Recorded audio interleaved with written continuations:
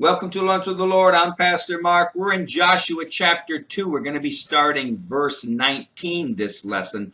But before we begin, Jeremiah 15:16, thy words were found, and I did eat them, and thy word was unto me the joy and the rejoicing of my heart.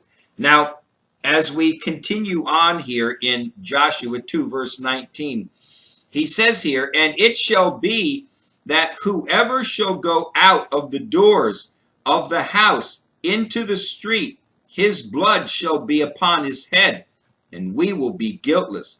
And whosoever shall be with thee in the house, his blood shall be on our head, if any hand be upon him. Now, just like at the original Passover in Exodus 12, verse 22, no one was to leave the house and go outside.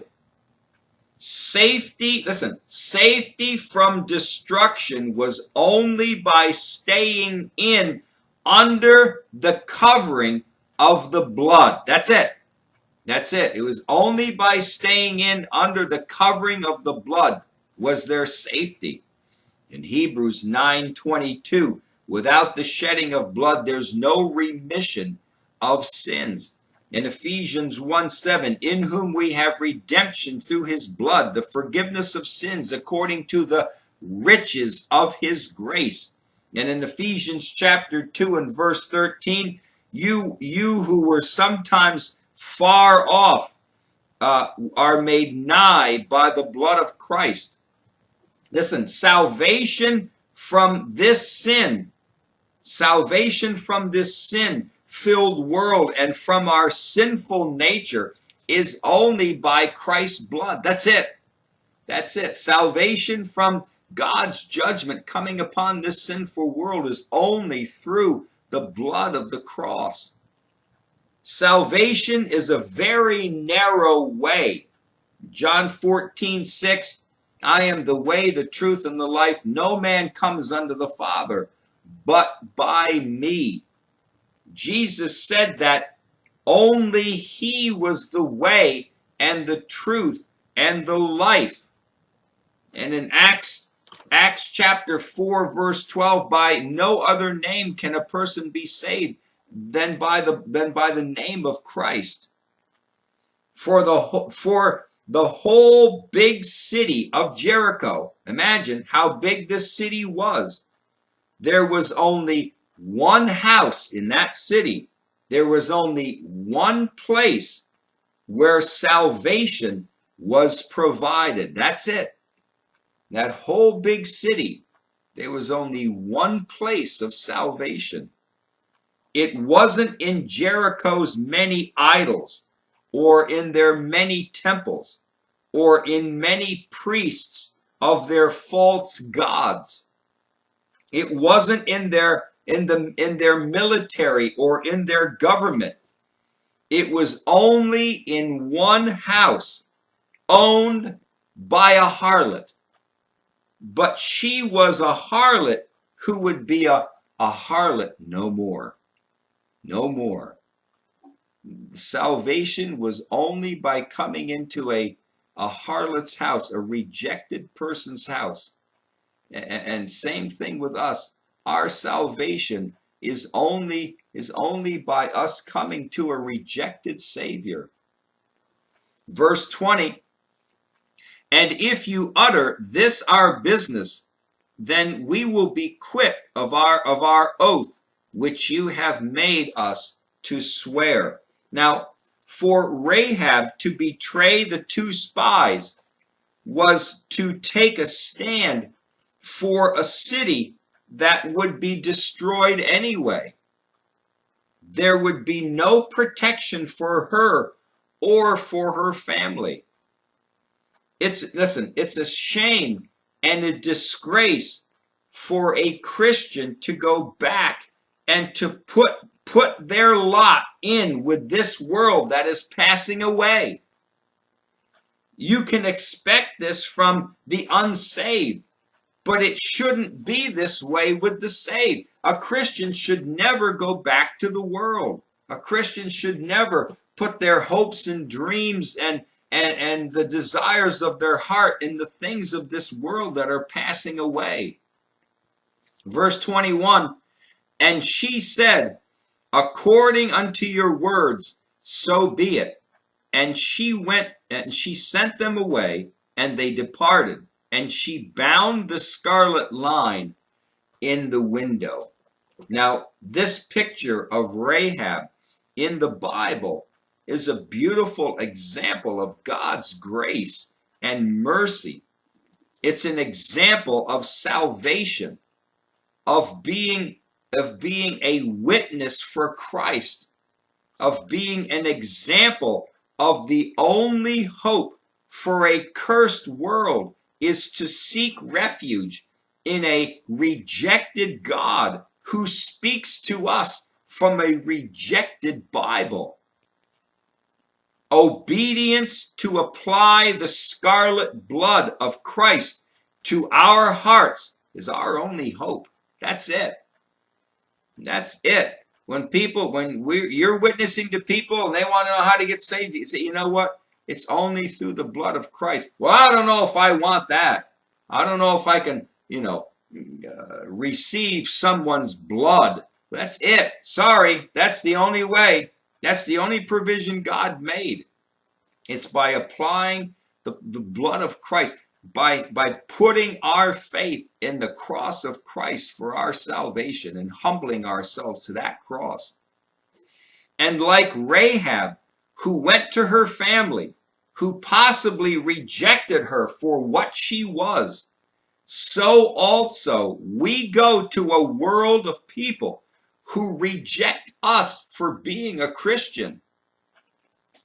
As I said before, Rahab had genuine faith, and it was revealed by her words, by her works, and she was given a place in the lineage of Jesus, and also she was put in the Hebrew Hall of Faith in Hebrews chapter 11 as only one of two women that were mentioned in that. Only Sarah and Rahab were the only two women mentioned in God's Hall of Faith in Hebrews 11.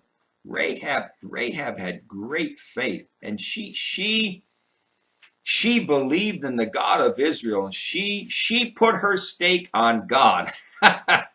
She took her stake out of Jericho and what Jericho had to offer, and she's going, I'm going with a winner. That's what I'm going with a winner. I want to know who the winner is. That's where I'm going. And that's what she did. She put her faith in the God of Israel because God showed himself to be true and righteous and holy and just. Now, verses 22 and 23, and it says here, and they went, and they came unto the mountain, and they abode there. And the pursuers returned, and the pursuers sought them throughout all the way, but found them not. So the two men returned and descended from the mountain and passed over, and came to Joshua, the son of Nun, and told him all the things that befell them. Now, they leave the mountains, the mountain area after 3 days when it is safe, and they have to cross over these fords, and the fords, and also of Jericho, the Jordan River, which, if you remember, they're overflowing. The rivers and the fords are overflowing with water, but they still got to cross over. Well, they crossed over to get on the Jericho side. Now they got to cross back over to get on where Joshua is. The crossing of the Jordan was, when it was overflowing, was not so unusual. It was not really an unusual thing to cross over Jordan when it was overflowing. In 1 Chronicles chapter 12 and verse 15, it says here, these are they that went what? That went over Jordan in the first month when it had overflown all his banks. And they put to flight all them of the valleys, both toward the east and toward the west. So again, it was not an unusual thing for people to cross over the Jordan when the water was high. The two spies probably swam across, seeing that they did not really carry any weapons. At least we don't think that they carried any big weapons with them. So they probably just swam across. I'm sure they didn't get to the, when Joshua told them to go over to Jericho, I'm sure they didn't go to the Jordan River and cut down a couple of trees and put them together. They didn't have time for that. Verse 24, and they said unto Joshua, truly, the Lord has delivered into our hands all the land. Why? Why? For even all the inhabitants of the country do faint because of us. Now, this was probably a welcome report to Joshua's ears, because Joshua remembered the discouraging words of the 10 spies 40 years ago. We see that in Numbers 13, verses 27 to 29. It was 40 years ago. Yeah, well, when you wander in the wilderness for 40 years, you kind of don't forget the reason why you're wandering. Remember, Caleb is still alive. Caleb is still alive, who said those 40 years ago, we are well able to overcome. Caleb said, we are well able to overcome. And because of that, God saw his faith. God saw it. And God gave him extra life to live, to cross over the Jordan River. God honored his faith. No more discouragement, no more complaining or rebellion. Listen, it's time to go over into the promised land. The work that God had done at the Red Sea and the defeat of Sihon and Og prepared Jericho's hearts with fear and with hopelessness. They had no hope. They knew they were coming. They knew that the Israelites were coming. Yep, they knew it, and they knew that they were coming. Their first battle was going to be Jericho. Yep, that's it. And their hearts fainted. No more courage. No more strength within them at all. They knew judgment was coming. But you know, the sad part about it was, even though they knew the judgment of God was coming upon them, they still rebelled and fought. They still fought God. They still fought God's plan.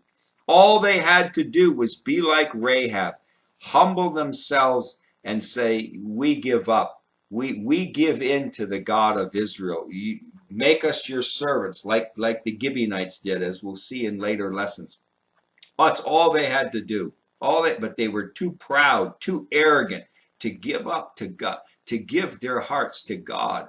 And because of that, they died in their pride. They died in their rebellion. They died in their sin. All right, we're going to continue on in chapter 3 next lesson. But until then, walk with the Lord. I know he walks with you.